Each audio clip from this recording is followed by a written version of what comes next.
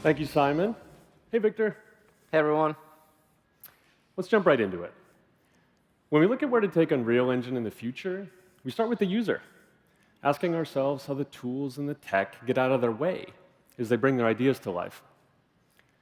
One challenging limitation for our creators has been the cost of shadow casting lights. To that end, we've developed new technology that enables artists to use orders of magnitude more and higher quality light sources than ever before. Let's take an early look at this new feature we're calling Megalights. And who better to guide us through this experience than our intrepid explorer from Lumen in the Land of Nanite, Echo. Let's see what's up ahead, Victor. Always something new to discover. Before we get into the details of Megalights, I first wanted to talk about this environment. Built using a suite of brand new assets from the Quixel Megascans library, we've also partnered with Kitbash 3D. They're an awesome resource for 3D models and materials. You can soon find many of these assets on our new Fab Asset Marketplace if you want to use them in your own projects.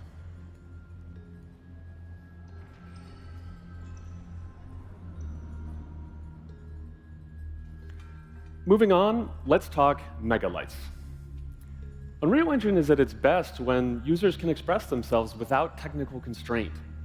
Like Nanite did for triangles or Lumen for global illumination, Megalights removes limitation in a whole new category: direct lighting and shadows.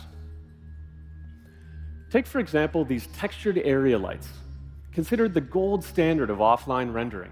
Here they are, in real time, spilling vibrant color into the scene, casting soft shadows, and illuminating the environment in a way artists simply couldn't have done before.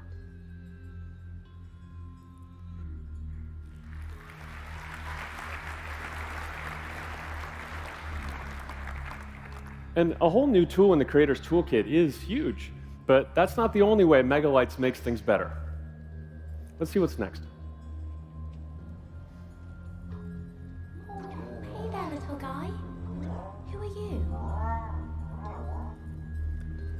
So it looks like Echo has found herself in quite an interesting marketplace here.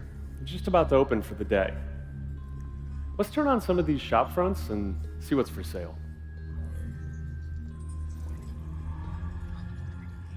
There's something missing, though. The scene, it's flat, it's undefined. Let's turn on shadows, but not just for a few important lights, for every single light in the entire view.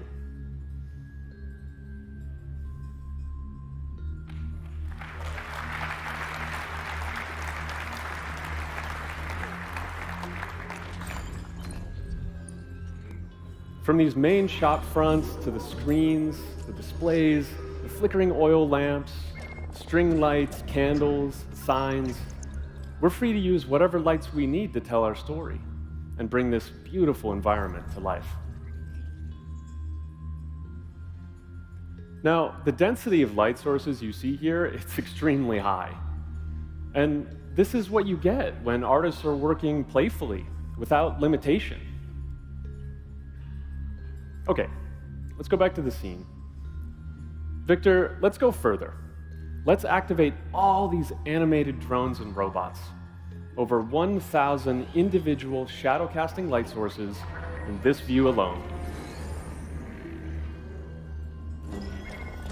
Wow. Like little fireflies.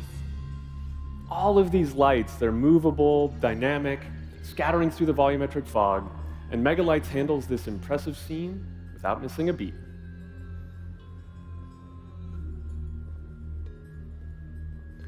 As we continue on, it's worth mentioning that removing these limitations around light count and shadows, it doesn't just apply to point and spotlights, but to area lights as well. Megalights enables artists to use area lights as freely as they would any other light source.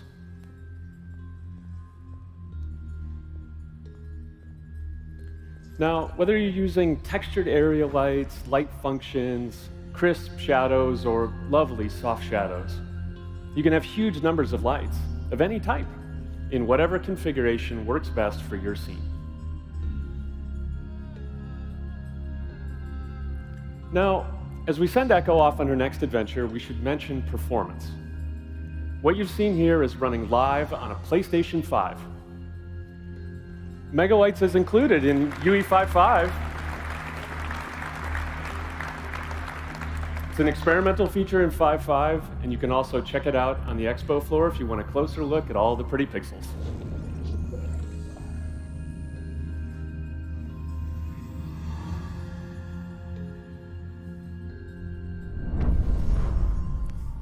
Thank you very much.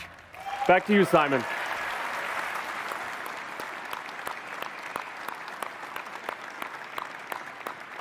Wow, thanks, guys.